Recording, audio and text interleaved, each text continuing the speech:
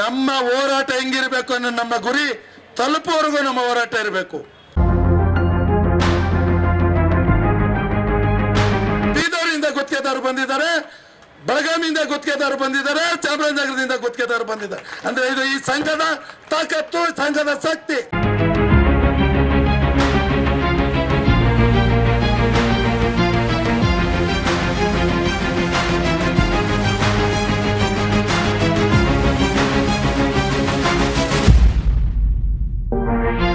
ಈ ಬೇಡಿಕೆ ಮೂಲ ಉದ್ದೇಶ ಏನು, ಬೆಸ್ಕಾಂ ಇಲಾಖೆ ಹಾಗೂ ಹಲವಾರು ಕಂಪನಿಗಳಲ್ಲಿ ಈಗಾಗಲೇ ಸ್ಮಾರ್ಟ್ ಮೀಟರನ್ನು ಹಾಕಬೇಕು ಅಂತ 15/3/2025 ಜಾರಿ ಮಾಡಿದ್ದಾರೆ.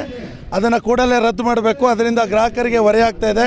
ಸುಮಾರು ಇಂದಿನ ದರಕ್ಕಿಂತ 300ರಿಂದ 800% ದರ ಹೆಚ್ಚಾಗಿದೆ. ಅದನ್ನು ಕೂಡಲೇ ರದ್ದು ಮಾಡಿ ಗ್ರಾಹಕರಿಗೆ ಅನುಕೂಲ ಮಾಡಿಕೊಡ್ಬೇಕು ಅಂತ ಪ್ರಮುಖವಾದ ಬೇಡಿಕೆ. ಹಾಗೆ ರೈತರಿಗೆ 2023 ನವೆಂಬರಲ್ಲಿ ಏಕಾಏಕಿ ಎಲ್ಲ ಸುತ್ತೋಲೆಗಳನ್ನು ರದ್ದು ಮಾಡಿದ್ದಾರೆ. ರೈತಾಪಿ ವರ್ಗಕ್ಕೆ ಕೃಷಿಗೆ ಸಂಬಂಧಪಟ್ಟಂಥ ವಿದ್ಯುತ್ ಸಂಪರ್ಕಕ್ಕೆ ಸುತ್ತೋಲೆಯನ್ನು ಹೊರಡಿಸುವ ಮುಖಾಂತರ ಅನುಕೂಲ ಮಾಡಿಕೊಡ್ಬೇಕು. ಹಾಗೆ ಗ್ರಾಮೀಣ ಭಾಗದಲ್ಲಿ ನಮ್ಮ ವಿದ್ಯುತ್ ಗುತ್ತಿಗೆದಾರರು ವಿದ್ಯುತ್ ಕೆಲಸವನ್ನು ಮಾಡುವಂಥ ಸಂದರ್ಭದಲ್ಲಿ ಅವಘಡಗಳಾದಾಗ ಕಾರ್ಮಿಕರು ಮರಣವನ್ನು ಹೊಂದುತ್ತಾರೆ, ಹಲವಾರು ನೋವುಗಳಾಗ್ತದೆ. ಅಂಥ ಸಂದರ್ಭದಲ್ಲಿ ಕಂಪನಿಗಳು ಮರಣ ಹೊಂದಂಥ ಸಂದರ್ಭದಲ್ಲಿ ಒಂದು ಹಣ, ಹಾಗೆ ಹಾಸ್ಪಿಟಲೈಸ್ ಆದರೆ ಸರ್ಕಾರದ ವತಿಯಿಂದ ಹಣವನ್ನು ನೀಡಬೇಕು. ಹಾಗೆ ಏನು 13/3/2025 KRC ಆದೇಶ ಮಾಡಿದೆ, ಏಕಾಏಕಿ ಹೊಸ ದೃಢೀಕರಣ ಪತ್ರವನ್ನು ಜಾರಿ ಮಾಡಿದೆ. ಅದನ್ನು ರದ್ದು ಮಾಡಿ ಈಗಾಗಲೇ ನಿರ್ಮಿತವಾಗಿರುವ ಕಟ್ಟಡಗಳಿಗೆ ಸಂಪರ್ಕವನ್ನು ಕೊಡುವ ಮುಖಾಂತರ ಒಂದು ತಜ್ಞರ ಸಮಿತಿಯನ್ನು ನೇಮಕ ಮಾಡಿ ಸಂಪೂರ್ಣ ಮಾಹಿತಿಯನ್ನು ಸುಪ್ರೀಂ ಕೋರ್ಟ್ಗೆ ನೀಡಬೇಕು ಅಂತ ಈ ಒಂದು ಮುಷ್ಕರದಲ್ಲಿ ಕೇಳ್ಕೊಂಡಿದ್ದೀವಿ. ಹಾಗೆ ಇಂಧನ ಇಲಾಖೆಯಲ್ಲಿ ಪವರ್ ಸ್ಯಾಂಕ್ಷನ್ಗೆ ತುಂಬ ಡಿಲೇ ಆಗ್ತಾಯಿದೆ. ಅದನ್ನು ಇಮಿಡಿಯೇಟಾಗಿ ಸಿಂಗಲ್ ವಿಂಡೋ ಮುಖಾಂತರ ನೀಡುವಂತ ಕೇಳ್ತಾ ಇದ್ದೀವಿ.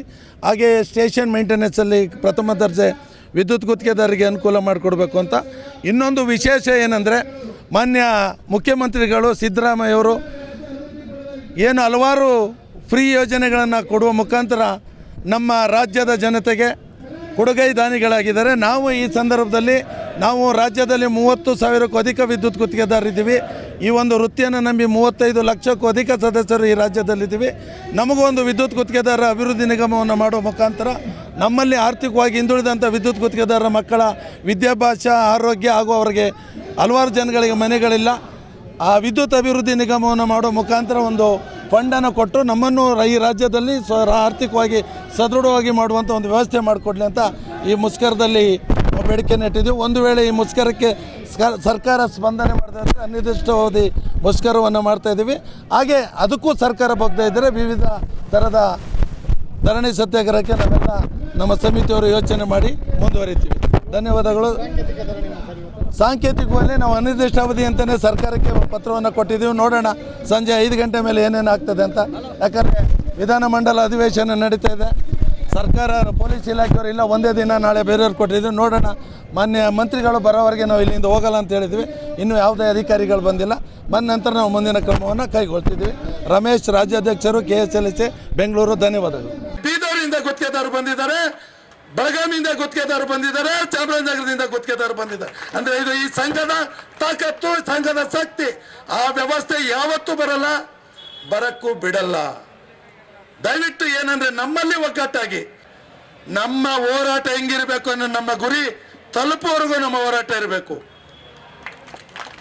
ಇವತ್ತು ನಾವು ಸಕ್ಸೀಡ್ ಆಗದೆ ಇರ್ಬೋದು, ನಾಳೆ ಅಥವಾ ನಾಳಿಂದ ಒಂದು 3 ದಿನ 4 ದಿನ ಕಾಲಾವಕಾಶವನ್ನು ಕೊಟ್ಟು ಪ್ರತಿ ಜಿಲ್ಲೆ ತಾಲೂಕುಗಳಲ್ಲಿ 1 ತಿಂಗಳು ಕೆಲಸ ಬಿಟ್ಟು ನಿಂತ್ಕೊಳ್ಳೋಣ. ಪ್ರತಿ ಜಿಲ್ಲೆ ತಾಲೂಕುಗಳಲ್ಲಿ ಖಂಡಿತವಾಗಲೂ ನಮ್ಮ ಹಕ್ಕುಗಳನ್ನು ಪಡೆಯುವ ಹಕ್ಕು ನಮ್ಮಲ್ಲಿದೆ. ಈಗಾಗಲೇ ನಮಗೆ ಮಾಹಿತಿ ಇದೆ, ಸುಮಾರು 6-7 ಬೇಡಿಕೆಗಳು ಈಡೇರ್ತದೆ.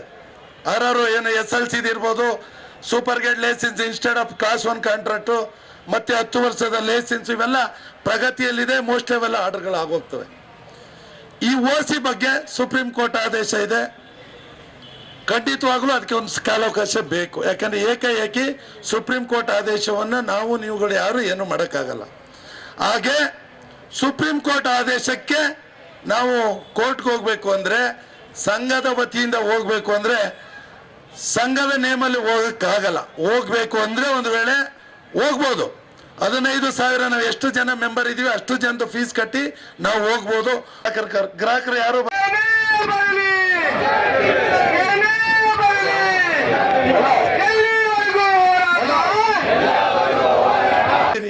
ನೀವು ಯಾವತ್ತೂ ನಿಮ್ಮ ತಾಲೂಕು ಜಿಲ್ಲೆಗಳಲ್ಲಿ ಉಗ್ರವಾದ ಹೋರಾಟಗಳನ್ನು ಮಾಡ್ತೀರಾ.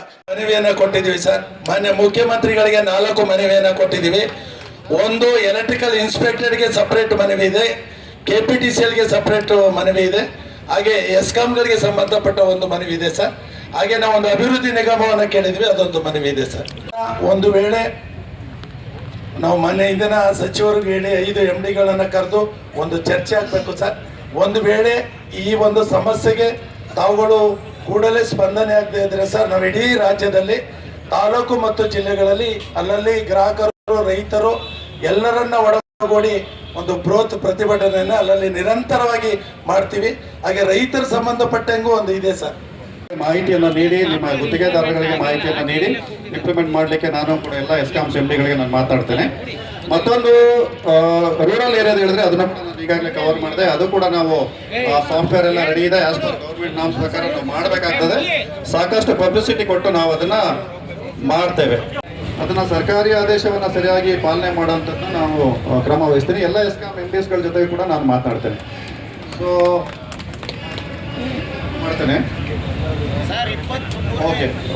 ಓಕೆ ಈಗ ಇಲ್ಲಿ ನಿಮ್ಮ ಅಧ್ಯಕ್ಷರ ಒಂದು ರಿಕ್ವೆಸ್ಟ್ ಇದೆ. ಮಿನಿಸ್ಟರ್ ಹಂತದಲ್ಲಿ ಎಲ್ಲ MDಗಳನ್ನ ಕರೆದು ಒಂದು ಮೀಟಿಂಗ್ ಮಾಡಿಸ್ಬೇಕು ಅಂತ ಅಂದ್ಬಿಟ್ಟು ಅದನ್ನು ಕೂಡ ನಾನು ಸಚಿವರ ಗಮನಕ್ಕೆ ತಂದು ಮಾಡಿಸುವಂತ ವ್ಯವಸ್ಥೆಯನ್ನು ನಾನು ಮಾಡ್ತೇನೆ.